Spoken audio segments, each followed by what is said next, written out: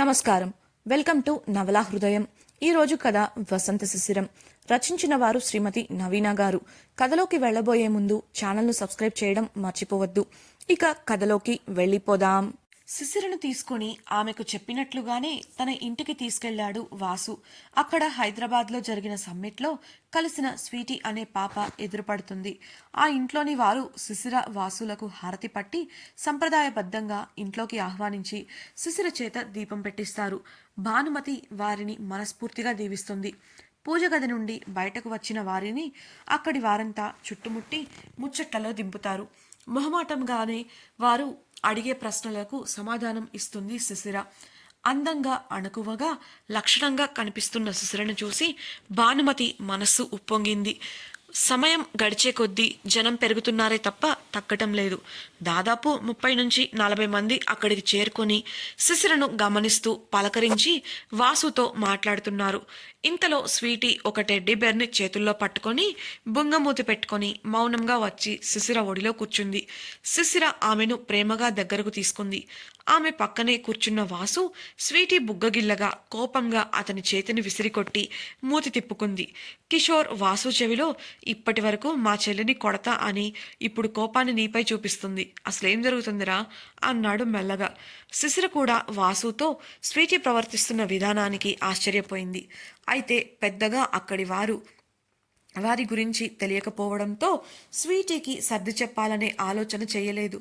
అంతేకాకుండా ఆమె దృష్టి అంతా అక్కడ ఉన్న వారిని చూసి వారి బంధాలను అంచనా వేసే క్రమంలో ఎక్కువగా ఉంది. ఒక కుటుంబం అనగానే కొంతలో కొంతైనా ఒకరికొకరికి పోలికలు కలుస్తాయి. కానీ ఇక్కడ వారిలో ఆ లక్షణమే కనిపించలేదు. అంతేకాకుండా భానుమతి గారిలాగా నడివయసు వారు చాలా తక్కువ ఉన్నారు. ఎక్కువ మంది వయసైన ముసలివాళ్ళు, కుర్ర వయసు వారు, ఇంకా చిన్నపిల్లలు ఉన్నారు. కానీ వారి మధ్య ఉన్న అనుబంధం మాత్రం చాలా స్వచ్ఛంగా అనిపించింది. అందువల్ల ఆమెకు మనసులో ఏదో ప్రశ్న మెదిలినప్పటికీ వారి మధ్య ఉన్న అనుబంధానికి అది తుడిచిపెట్టుకుపోయింది. తన కుటుంబం ఇలా ఉండదు అని కాస్త మనసులో బాధపడినప్పటికీ ఆ భావనను బయటకు చూపించలేదు శిశిర. అంతలో భానుమతి వచ్చి, ముచ్చట్లు చాలు కానీ ఇక పనులు మొదలు పెట్టాలి, త్వరగా అందరూ టిఫిన్ చేయడానికి రండి అనడంతో నెమ్మదిగా ఒక్కొక్కరు లేచి వెళ్ళిపోతున్నారు. ఆవిడ శిశిర వాళ్ళ దగ్గరకు రాగా స్వీటీని దింపి చేయి పట్టుకొని లేచి నిలబడింది శిశిర.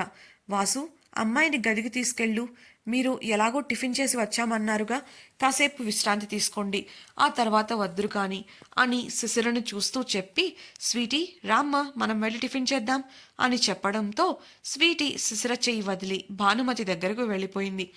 అందరూ ఎవరికి వారు వెళ్ళిపోగా ఆ హాల్లో శిశిర వాసు మాత్రమే మిగిలారు. రా వెళ్దాం అని వాసు చెప్పడంతో అతడిని అనుసరించిన శిశిర అతనితో పాటు అంతకుముందు వాసు సామాన్లు పెట్టిన గదికి చేరుకుంది.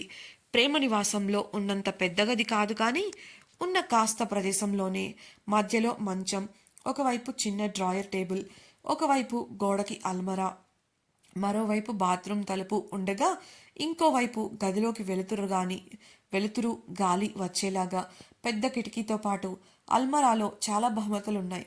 శిశిర దృష్టి మాత్రం గోడకు వేలాడుతున్న ఒక ఫోటోపై పడింది. ఫోటోలో భానుమతి మెడ చుట్టూ చేతులు చుట్టేసి పట్టుకున్న వాసు నవ్వుతూ కనిపించాడు. దాని ప్రక్కనే ఉన్న ఫోటోలో చిన్నప్పటి వాసుకు బుగ్గపై ముద్దు పెడుతూ ఉంది భానుమతి. ఆ ప్రక్కనే ఉన్న ఫోటోలో దాదాపు 10 మంది పిల్లలు గుంపుగా నవ్వుతూ ఉన్నారు. అందులో ఇద్దరిని శిశిర గుర్తుపట్టగలిగింది. ఒకరు వాసు అయితే మరొకరు కిషోర్. ఇక వేరే వారు ఎవరు తనకు తెలియదు. వాసు ఆమె ప్రక్కకు వచ్చి నిలబడ్డాడు. అతడిని చూసి, ఇది మీ కదా అని అడిగింది శిశిర. అవునని చిరునవ్వుతో తల నిలువుగా ఊపాడు వాసు. అక్కడే మరొక ఫోటో చూస్తున్న శిశిర, ఇది ఎవరు అని అడిగింది. నువ్వే చెప్పు, నీకు బాగా తెలిసిన వాళ్లే అని చెప్పిన వాసు వైపు అయోమయంగా చూసి ఆలోచిస్తూ, నాకు ఇక్కడ తెలిసిన వారంటే వాసు గారు, కిషోర్ అన్నయ్య ఇంకా అని మనసులో అనుకొని తనకు సమాధానం తట్టగానే, స్వీటీనా అంది శిశిర. చిరునవ్వుతో కళ్ళార్పి సమాధానమిచ్చాడు వాసు. ఓహ్, చిన్నప్పుడు తను ఇంకా క్యూట్గా ఉంది, ఆ ఫోటోని చూస్తూ అంది శిశిర. నెలల పిల్లగా ఉన్న స్వీటీ ముద్దుగా వాసు ఎదపై నిద్రపోతూ ఉంది. మెల్లిగా శిశిర పక్కకు జరిగి చిన్నగా, మరి నేను అని హస్కీగా అడిగాడు వాసు. అతడు దగ్గరకు జరగగానే కంగారుగా తల ఎత్తి అతన్ని చూసింది శిశిర. ఇద్దరి కళ్ళు కలిశాయి. అతని కళ్ళల్లో ఆమెకు తన పట్ల అతడికి ఉన్న ఇష్టం కనబడుతుంటే ఎందుకో ఆమెకు ఆ చూపులు నచ్చాయి. కానీ అంతలోనే తేరుకొని తలదించి పక్కకు జరిగింది. వాసు కూడా తల పక్కకు తిప్పగా ఆ ఇబ్బందికరమైన పరిస్థితి నుండి బయటపడడానికి గాను ఏదో మాట్లాడాలి అన్నట్లు తనంటే ఇక్కడ అందరికీ చాలా ఇష్టం అన్నాడు వాసు. శిశిర ఓ మరి తన తల్లిదండ్రులు ఎవరు అని అడగగా వాసు సమాధానం ఇవ్వడానికి ఆలోచించాడు. గది తలుపు దగ్గర చప్పుడు వచ్చి ఇద్దరు అటువైపు చూడగా తన పెద్ద కళ్లతో లోపలికి వంగి చూస్తూ కనబడింది స్వీటీ. ఆమెను చూడగానే లోపలికి రా అన్నాడు వాసు. అతన్ని కోపంగా ఒక చూపు చూసి మూతిని ముద్దుగా 3 వంపులు తిప్పిన స్వీటీ చేతులను వెనక్కి పెట్టుకొని లోపలికి వచ్చి తీవ్రంగా చూస్తూ నిలబడింది. శిశిర క్రిందికి వంగి, స్వీటీ పాప అప్పుడే టిఫిన్ చేసేసిందా నవ్వుతూ చేతులు చాచింది. స్వీటీ వాసుని శిశిరను మార్చి మార్చి చూస్తుంటే అనుమానం కలిగింది వాసుకి. అంతలో స్వీటీ తన వెనుక దాచిన కర్రను బయటకు తీయగా విషయం అర్థమైన వాసు శిశిరకు అడ్డంగా నిలబడి, స్వీటీ అలా చేయకూడదు, చెప్తే వినాలి అని నెమ్మదిగా చెప్తూ ఆమెను బుజ్జగించడానికి ప్రయత్నించాడు. నెమ్మదిగా ఒక్కో అడుగు ముందుకు వేస్తూ ఆమె దగ్గరి కర్రను లాక్కోవాలని దగ్గరగా వెళ్ళాడు వాసు. అంతలో స్వీటీ పాప గట్టిగా కర్రతో వాసు కాళ్లపై కొట్టడం మొదలుపెట్టింది. ఏయ్ రాక్షసి, ఏం చేస్తున్నావే అంటూ ఆమె దెబ్బల నుంచి తప్పించుకుంటూ చిందులు తొక్కుతున్నాడు వాసు. వెంటనే శిశిర వెనక్కి వెళ్ళి దాక్కుంటూ, ఏయ్ నన్ను కొడతావేంటే, కావాలంటే తనని కొట్టు అంటూ శిశిరను కాస్త ముందుకు నెట్టాడు. ఆ మాటలకు శిశిర బిత్తరపై చూస్తుంటే స్వీటీ కర్రతో ఆమె దగ్గరకు వచ్చింది. కొడుతుంది అనుకుంటే ఎత్తుకోమన్నట్లు చేతులు చాచింది స్వీటీ. శిశిర అమ్మయ్యా అనుకుంటూ ఆమెను ఎత్తుకోగా కర్రను శిశిర చేతికి ఇచ్చి ఆమె చెంపపై ముద్దు పెట్టి వాసుని చూపిస్తూ కొట్టు అంది స్వీటీ. ఈసారి విస్తుపోవడం వాసు వంతు అవ్వగా అయోమయంగా చూస్తూ, ఎందుకు స్వీటీ అడిగింది శిశిర. స్వీటీ కోపంగా వాసును చూస్తూ, నన్ను మోసం చేశాడు, ఇప్పుడే కాదు ఎప్పుడూ మాట ఇచ్చి తప్పుతూనే ఉంటాడు. ఇది నీ దగ్గర పెట్టుకో, ఎప్పుడైనా నీకు కూడా ఇలానే చేస్తే కాళ్ళు విరక్కొట్టు అంటూ అందరిలా ఆరిందలా చెప్పింది స్వీటీ. ఆమె చెప్పింది విని శిశిర ఆశ్చర్యపోగా వాసు ఉడుక్కుంటూ, ఇది భలే ఉంది, దీనంతటికీ కారణం అదిగో ఆ శిశిరనే, నీ కోపం తనపై చూపించు, ఇప్పటి వరకు అదే కదా నీ ప్లాన్, అంతలోనే అలా మార్చేస్తావే అన్నాడు చిరుకోపంగా. శిశిరకు వాసుపై కోపం రాగా బయటకు చూపించలేదు. స్వీటీ వేలు చూపిస్తూ, నువ్వు మాట్లాడొద్దు, తప్పు చేసింది నువ్వు, అందుకు నేను శిశిర అక్కకెందుకు శిక్ష వేయాలి అంటూ శిశిర మెడ చుట్టూ చేతులు పెనవేసి, ఇంకా ఇంకా ఏం చేస్తున్నావు శిశిర అక్క, కొట్టు అతన్ని అంది ముద్దుగా. శిశిరకు ఏం చేయాలో అర్థం కాలేదు. తనేలా వాసుని కొడుతుంది? అసలు ఏమైంది స్వీటీ, ఎందుకు అతన్ని కొట్టాలి అడిగింది శిశిర. స్వీటీ అందుకు, ఆ రోజు నా బాయ్ ఫ్రెండ్ వస్తాడు అన్నాను కదా, వీడే చాలా ఆలస్యంగా వచ్చాడు. ఆ తర్వాత నాతో మాట్లాడకుండా నన్ను ఇంటికి పంపించేశాడు. మొన్నటిదాకా నన్ను పెళ్లి చేసుకోమంటే సరే అని, ఇప్పుడేమో నాకు కూడా చెప్పకుండా నిన్ను పెళ్లి చేసుకొని తీసుకొచ్చాడు. ఇప్పుడు చెప్పు, ఇతను చేసింది తప్పా కాదా అయోమయంగా అమాయకంగా అడగగా ఏమని సమాధానం ఇవ్వాలో అర్థం కాలేదు శిశిరకు. మౌనంగా ఉన్న శిశిరను చూస్తూ, ఏంటి ఏం మాట్లాడవు అని ఆమె ముఖాన్ని తన వైపుకు తిప్పుకుంటూ అడిగింది స్వీటీ. వాసు వారిద్దరిని అసహనంగా చూస్తూ నిలబడ్డాడు. కాస్త ఆలోచించిన శిశిర, నీతో ఒక విషయం చెప్తాను, వింటావా అంటూ ప్రక్కకు తీసుకెళ్ళింది. శిశిర ఆమెను మంచంపై కూర్చోపెట్టి కర్రను పక్కన పెట్టేసి, మా స్వీటీ పాప గుడ్ గర్ల్ అంట, తను ఎవరిని హర్ట్ చేయదంట అంటూ గారంగా ఆమెను మాయపుచ్చడానికి ప్రయత్నించింది. నేనేం అనవసరంగా ఎవరిని హర్ట్ చేయలేదు, తను నన్ను హర్ట్ చేశాడు కాబట్టి నేను హర్ట్ చేయమంటున్నాను అని అమాయకంగా చెప్పింది స్వీటీ. వాసు అక్కడి నుంచి వెళ్ళిపోయాడు. ఇలా అయితే కుదరదు అనుకున్న శిశిర ఒక ఉపాయం ఆలోచించి స్వీటీని బుజ్జగిస్తూ, మా స్వీటీ పాప బంగారు తల్లి కదా, తను మా అందరి ప్రిన్సెస్ కదా! అలాంటప్పుడు ఈ ప్రిన్సెస్ కోసం ప్రిన్సే కదా రావాలి. పాపం వాసుగారు. ప్రిన్స్ కాదు కాబట్టి నన్ను పెళ్లి చేసుకున్నారు. ఈ ప్రిన్సెస్‌ని చేసుకోవాలంటే ఎంత లక్కుండాలి చెప్పు? అంటూ గడ్డం పట్టుకొని ఎలానో స్వీటీని తన దారికి తెచ్చుకుంది. తను చెప్పిన దానికి స్వీటీ సరే అని చెప్పడంతో నిట్టూర్చి తన హ్యాండ్ బ్యాగ్ నుంచి చాక్లెట్ తీసి ఇచ్చి తనతో కబుర్లలో పడిపోయింది శిశిర. కాసేపటికి ప్రియా వచ్చి ఇల్లు చూపిస్తానని చెప్పడంతో ఇద్దరూ కలిసి ఆమెతో వెళ్లారు. కొందరు చిన్నపిల్లలు కనిపించడంతో వారితో పాటు ఆడుకోవడం కోసం వెళ్ళిపోయింది స్వీటీ. దాంతో శిశిర, ప్రియ మాత్రమే ఇల్లు చూస్తున్నారు.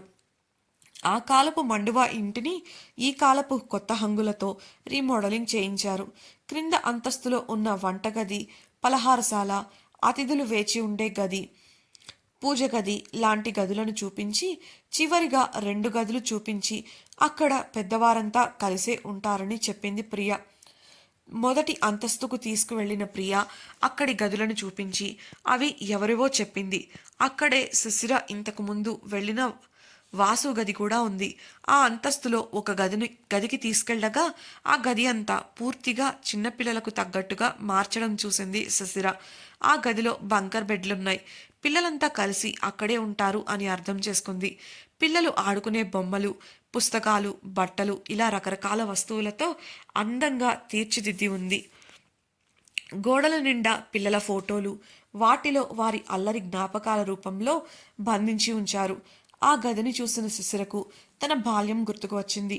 ప్రియతో పిల్లల గదిని మీరు చాలా బాగా సర్దారు. ఇంత చిన్న పిల్లలకు ఇన్ని వసతులంటే ఏర్పాటు చేయడం కాస్త కష్టమే అని చెప్పింది.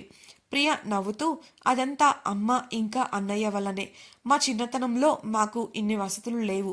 కానీ ప్రేమను పంచడం, కడుపు నింపడం విషయంలో మాత్రం అమ్మ ఎప్పుడూ కొరత చూపలేదు. మనం పడ్డ కష్టాలు మన తర్వాతి తరం పడకూడదు అనుకుంటారు కదా, అలానే ఆ తర్వాత మాలా ఇక్కడికి వచ్చేవారు ఇబ్బందులు పడకూడదు అని చిన్న వయసులోనే అన్నయ్య బాధ్యతను తనే తీసుకొని ఈ ఇల్లు గడవడానికి అహర్నిశలు కష్టపడ్డారు. తన కష్టం ఫలించి ఈరోజు మేము ఇంకొకరి దగ్గర చాచాల్సిన పని లేకుండా పోయింది. అనాథలమని మేము ఎదుర్కొనే అవమానాలు కూడా తగ్గాయి. కాస్త ఎమోషనల్గా చెప్పింది. ఆ మాటలకు విస్తుపోయింది శిశిర. అప్రయత్నంగానే ఆమె నోరు తెరుచుకొని కళ్ళు పెద్దవి చేసి ఆశ్చర్యంగా ప్రియను చూసింది. ప్రియ మామూలుగా మాట్లాడుతూ శిశిర చేయి పట్టుకొని రండి వెళ్దాం అంది. ఆశ్చర్యం నుంచి తేరుకొని ప్రియ వెనుక వెళ్తున్న శిశిరకు ఉదయం నుంచి జరిగినవి కళ్ల ముందు కదలాడాయి. ఇంతకీ ఇంటికి వచ్చిన దగ్గర నుంచి తమ వయస్సులో ఉన్న వాళ్లను, పిల్లలను, వయస్సు మళ్ళిన వాళ్లను మాత్రమే చూసింది శిశిర. అందరూ భానుమతిని అమ్మ అనే సంబోధించడం గమనించింది. అంటే ఇది ఒక శరణాలయమా? ఎవరూ లేని పిల్లలను, ముసలి వాళ్లను చేరదీసి ఒకచోట చేర్చి బాగోగులను చూసుకుంటున్నారా? తాము వచ్చినప్పుడు ఇప్పటిలా లేదు అని వాసుగారే బాధ్యత తీసుకున్నారని ప్రియా అంది. అంటే దాని అర్థం ఏంటి? భానుమతి గారికి వాసుగారు తోడుగా ఉన్నారు అంటే తన తల్లి కోసం ఆయన చిన్న వయసులోనే ఈ బాధ్యతను నెత్తిన వేసుకున్నారా? ఎంత మంచి మనసు అని ఆలోచిస్తుండగా ప్రియ ఇల్లంతా త్రిప్పి చూపించేసి శిశిరను తీసుకొని క్రిందికి వచ్చింది. వారు క్రిందికి వచ్చేసరికి హాల్లో ఒక వ్యక్తి ఫోన్ మాట్లాడుతూ కనిపించాడు. అతను మళ్ళీ చేస్తా అని ఫోన్ కట్ చేసి వారి దగ్గరకు రాగా అప్పటి వరకు నవ్వుతూ ఉన్న ప్రియ ముఖంలో భావాలు మారిపోయాయి. ఆ వ్యక్తి ప్రియ పక్కనే ఉన్న శిశిరను చూసి ఆమె అందానికి ఆకర్షితుడయ్యాడు. మా అత్త చావళ్ళలోకి మరో గొర్రెపిల్ల వచ్చినట్టుంది. వస్తే వచ్చింది గాని భలే ఉంది అని కామం నిండిన కళ్ళతో శిశిరను చూస్తుండగా సైగల ద్వారా ఏం కావాలి అంది ప్రియ అతని కళ్ళ ముందు చిటిక వేస్తూ. అతడి చూపులు నచ్చని శిశిర ఈసడింపుగా తలదించుకోగా ప్రియ తప్పదన్నట్లు అతనితో మాట్లాడుతుంది. ఎవరి అమ్మాయి కొత్తగా వచ్చినట్లుంది? ఏ కేసేంటి అడిగాడు అతడు. అప్పుడే అక్కడకు వచ్చిన కిషోర్ ఎవరైతే మీకేంటి, వచ్చిన పనేంటో చూసుకొని దయచేయండి అన్నాడు వెటకారంగా. ఆ మాటలకు ఆ వ్యక్తికి కోపం వచ్చింది. కిషోర్ కాలర్ పట్టుకొని అనాథ వెధవ, ఎంత ధైర్యం ఉంటే నాతో ఇలా ప్రవర్తిస్తావు అన్నాడు క్రోధం నిండిన కళ్ళతో. అతని కళ్ళు చింతనిప్పుల్లా మండిపోతున్నాయి. ఆ పరిణామానికి శిశిర ప్రియ కంగారు పడి ముందుకు రాగా రావద్దని చేత్తో సైగ చేసి ఆపేశాడు కిషోర్. తన ముక్కు మూసుకుంటూ, వామ్మో, ఏంట్రా ఈ కంపు, పొద్దున్నే మొదలెట్టేసినట్టున్నావుగా దుకాణం, దూరం దూరం, కడుపు తిప్పుతోంది అంటూ అతన్ని సున్నితంగా దూరంగా నెట్టేశాడు కిషోర్. ఆడపిల్లల ముందు అవమానంగా అనిపించి ఆ వ్యక్తి తలదించుకొని పక్కకు తిరిగి నిలబడ్డాడు. ఉదయాన్నే నిండుగా తాగి అక్కడికి వచ్చాడు ఆ వ్యక్తి. కిషోర్ కాస్త దూరం జరిగి, ఇంతకీ మీ రాకకు గల కారణం తెలుసుకోవచ్చా? నిర్లక్ష్యంగా అడిగాడు. మా అత్తని కలవాలి అని విసుగ్గా సమాధానం ఇచ్చాడు ఆ వ్యక్తి. కాసేపు ఎదురు చూడండి, అమ్మ పనిలో ఉన్నారు, వస్తారు అని కిషోర్ చెప్పడంతో సోఫాలో వాలిపోయి శిశిర ప్రియలను చూస్తున్నాడు ఆ వ్యక్తి. ప్రియ శిశిరలు ఇబ్బంది పడుతుంటే అది గమనించిన కిషోర్, మీరింకా ఇక్కడేం చేస్తున్నారు, వెళ్ళి మీ పనులు చూసుకోండి అన్నాడు. అమ్మయ్యా అనుకుంటూ ముందుకు కదిలిన ఇద్దరు, ఇదిగో అమ్మాయి అన్న ఆ వ్యక్తి పిలుపుకి శిశిర ఆగిపోగా ఆమె ఆగటం చూసి ఆమెతో పాటు ఆగింది ప్రియ. వెనుతిరిగి అతని వంక చూడగా, ఇదిగో నిన్నే పిల్ల, వచ్చిన అతిథులకు ఇలాగైనా మర్యాదలు చేసేది, నా కాఫీ తీసుకురా అని శిశిరను చూస్తూ ఆదేశించగా ప్రియ కిషోర్ల వంక చూసింది శిశిర. అప్పటికే కిషోర్ కల్పించుకొని, తమరికి కాఫీ ఇవ్వడానికి ఇక్కడ వేరే వాళ్ళు చాలామంది ఉన్నారు, కానీ కాస్త ఆగితే తీసుకొస్తారు అని చెప్పి మీరు వెళ్ళండి అంటూ శిశిర వాళ్లకు చెప్పడంతో ఆ వ్యక్తి కోపంగా లేచాడు. చూడబోతే నీకిక్కడ ఫాలోయింగ్ బాగానే ఉన్నట్లుంది అంటూ శిశిర వైపు చూస్తూ వంకరగా నవ్విన ఆ వ్యక్తి వంక కోపంగా చూశాడు కిషోర్. మాటలు జాగ్రత్తగా రానివ్వండి, తనతో ఇలా ప్రవర్తించావని మా వాడికి తెలిసిందనుకో, తెలుసుగా వాడి సంగతి అని బెదిరించినట్లుగా అన్నాడు కిషోర్. అబ్బో, నేనేదో వాడి పెళ్ళాన్ని అన్నట్లు అంటున్నావు, ఆఫ్టర్ ఆల్ మీలాగే ఈ గూటికి చేరిన మరో పక్షి, అంతే కదా అని వ్యంగ్యంగా అన్న ఆ వ్యక్తికి, అవును, తను నా స్నేహితుడి భార్య అని అన్న కిషోర్ మాటలకు గతుక్కుమన్నాడు ఆ వ్యక్తి. ఆ తర్వాత ఈర్ష్యగా అతడు అన్న మాటలకు శిశిర ఆశ్చర్యపోగా అక్కడే ఉన్న ప్రియా కిషోర్లకు పట్టరాని కోపం వచ్చింది. ఇంతకీ ఆ వ్యక్తి ఎవరు? అతని మాటలకు ఎందుకు శిశిర ఆశ్చర్యపోయింది? శిశిరతో ఇలా వ్యవహరిస్తున్నందుకు ఆ వ్యక్తిని వాసు ఏం చేస్తాడు? వాసు గురించిన పూర్తి నిజాన్ని శిశిర తెలుసుకుంటుందా? ఆ తర్వాత ఆమె తీసుకోబోయే నిర్ణయం ఏంటి తెలుసుకోవాలనుందా? అయితే తప్పకుండా ఛానల్ను సబ్స్క్రైబ్ చేసి వసంత శిశిరం రాబోయే ఎపిసోడ్స్ని వినేయండి. మీకు ఈ వీడియో నచ్చినట్లయితే లైక్ చేసి షేర్ చేయండి. మీ అభిప్రాయాలను, సూచనలను మాతో పంచుకోవడం కోసం తప్పకుండా కామెంట్ సెక్షన్లో తెలపగలరు. ఇట్లు మీ నవలా హృదయం team. Thank you for listening.